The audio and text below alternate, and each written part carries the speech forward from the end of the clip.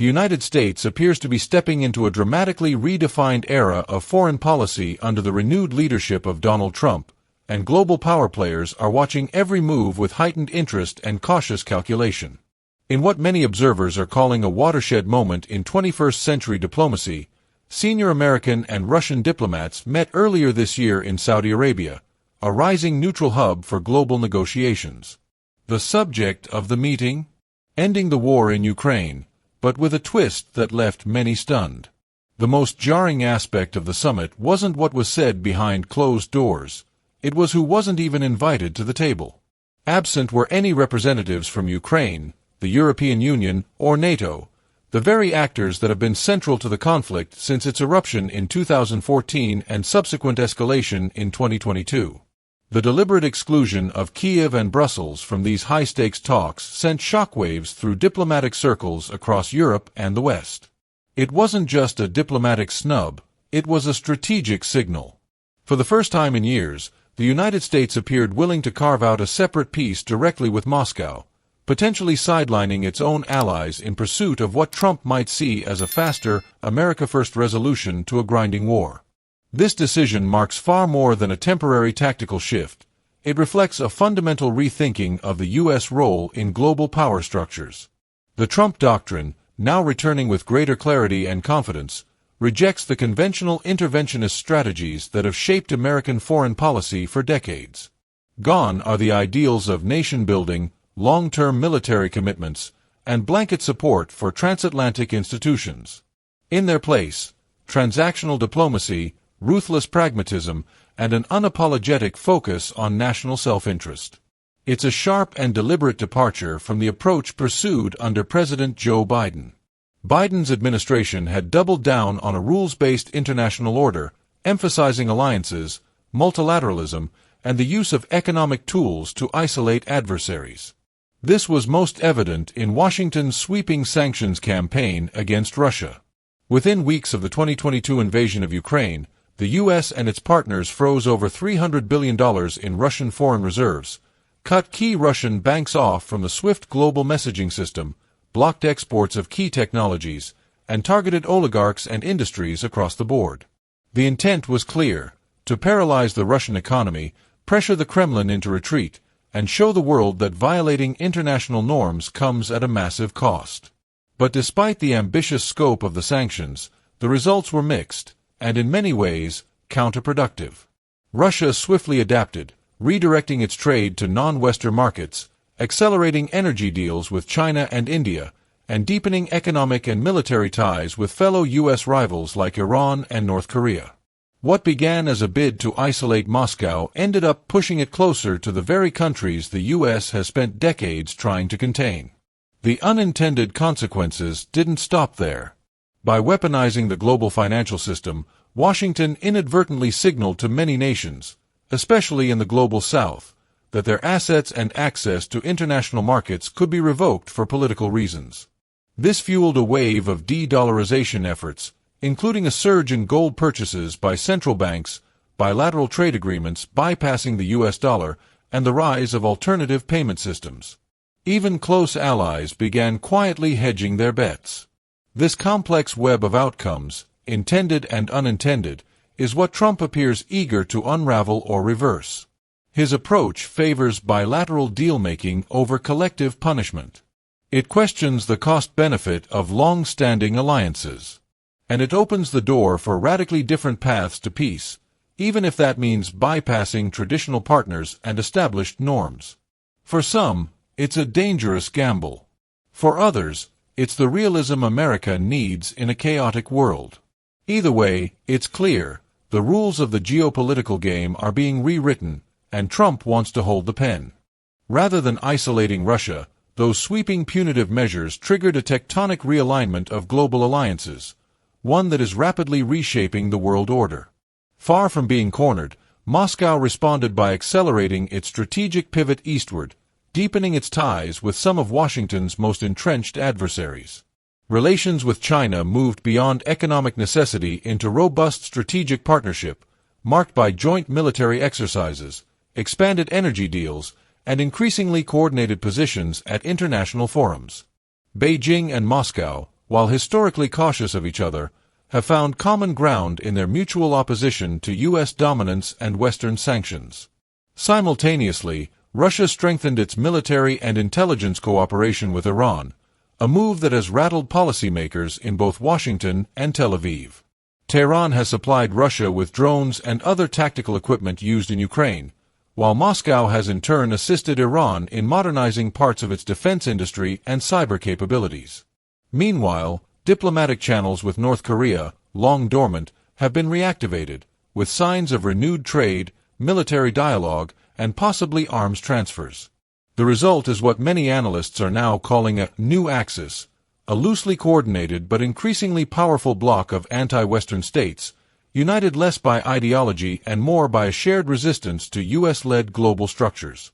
This shift has not gone unnoticed across the global South, where many nations are watching the unraveling of Western unity with a mix of pragmatism and opportunity. For decades, American dominance in finance, security, and diplomacy gave Washington an unrivaled ability to shape outcomes far beyond its borders. But the perceived overuse of sanctions, the weaponization of the dollar, and what some see as hypocrisy in applying international law have led many developing nations to reconsider their allegiances. Countries in Africa, Latin America, and Southeast Asia are increasingly pursuing multi-vector diplomacy, balancing ties between East and West, often leaning toward whichever side offers more favorable trade terms or infrastructure investment.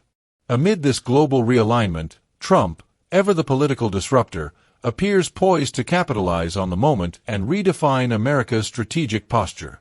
Rather than committing limitless resources to distant, protracted conflicts, his foreign policy doctrine emphasizes hard-nosed realism. He champions a more transactional, interest-based approach, renegotiating trade deals, questioning the automatic defense commitments of long-standing alliances like NATO, and demanding that partner nations shoulder more of the financial and military burden of collective defense. In his view, American power should not be diluted through multilateral entanglements but sharpened through direct, bilateral leverage. Critics, particularly among establishment foreign policy circles in Washington and Brussels, argue that this inward turn threatens to fracture the Western alliance system at a time when unity is crucial. They warn that abandoning Ukraine, undermining NATO, or softening America's stance on autocratic regimes will embolden authoritarian powers and diminish the U.S.'s ability to shape global norms. But Trump supporters see something else entirely, a long-overdue recalibration. They argue that decades of costly wars, nation-building failures, and unchecked foreign aid have left the American middle class behind, and that it's time for U.S. foreign policy to reflect domestic realities. With inflation, immigration, and economic uncertainty dominating voter concerns, Trump's America First rhetoric is striking a chord. Many Americans, exhausted by endless overseas commitments and skeptical of foreign entanglements, are embracing his message: prioritize domestic security, rebuild economic strength, and refuse to be the world's policeman. For them, Trump's foreign policy isn't an abdication of leadership. It's a strategic reset for a new, more multipolar era. Behind the scenes, the global chessboard is undergoing its most profound reset since the end of the Cold War. The war in Ukraine, initially cast by Western leaders as a stark moral contest between democracy and authoritarianism, has begun to take on a different hue in the eyes of much of the world. For a growing number of nations, especially in the global South, the conflict no longer reads as a battle for liberal values, but rather as a proxy war between rival empires. In this emerging narrative, the U.S. and its NATO allies are not heroic defenders of freedom, but entrenched powers trying to preserve an outdated unipolar order, and Russia, for all its brutal aggression, is seen as resisting that order's dominance.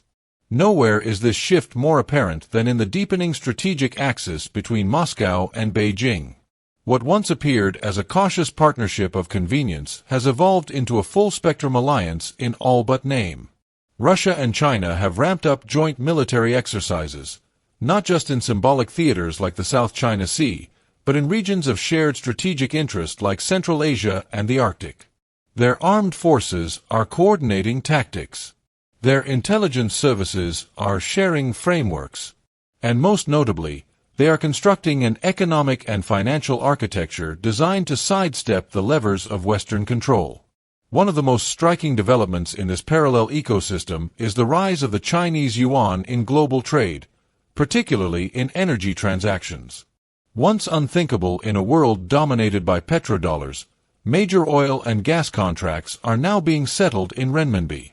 From Riyadh to Tehran to Moscow, resource-rich nations are hedging their bets against dollar hegemony.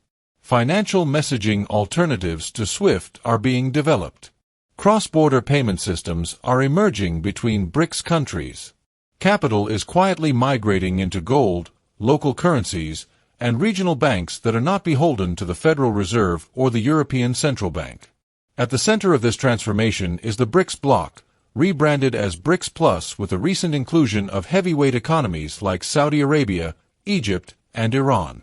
What began as a loose coalition of emerging markets has become a serious diplomatic counterweight to Western institutions like the G7 and IMF. Through initiatives like the New Development Bank, the Contingent Reserve Arrangement, and China's Sprawling Belt and Road Initiative, BRICS Plus is offering an alternative model of development, one that doesn't come with IMF austerity conditions or lectures on democracy. This quiet revolution in global power dynamics poses a seismic challenge to traditional U.S. dominance, and Donald Trump's foreign policy team is keenly aware of it. To them, the Ukraine conflict isn't just a regional crisis. It's a symptom of a deeper geopolitical shift that requires a wholesale rethinking of America's place in the world. That's why Trump's return to the global stage is not merely about orchestrating a peace deal between Kyiv and Moscow. It's about recalibrating the entire strategic compass of the United States. He is signaling, with deliberate clarity, that the post-Cold War rules are no longer sacred. He's asking questions that were once considered taboo in Washington's foreign policy circles. Is NATO an outdated Cold War relic? Why should American taxpayers fund European security while the U.S. faces crumbling infrastructure, soaring debt, and border chaos at home? Why should America guarantee the defense of nations that refuse to meet their own military spending commitments? And most fundamentally, is it time to step back from the role of global policeman and let others bear the cost of securing their own regions? To many within the corridors of traditional power, from think tanks in D.C. to chancelleries in Brussels, these questions sound reckless, even dangerous. They fear that Trump's doctrine could unravel alliances, embolden adversaries, and undermine the liberal international order painstakingly built after World War II. But among a growing number of American voters, the message resonates as common sense. After decades of endless wars, broken promises, and global overreach, they're not asking how to preserve U.S. primacy, they're asking whether primacy is even worth it. The new Trump doctrine, then, isn't just a policy platform. It's a declaration of strategic independence, one that breaks with the legacy consensus of both parties and dares to envision an America less entangled, less burdened, and more focused on national renewal. Whether that vision succeeds or backfires on the world stage remains to be seen.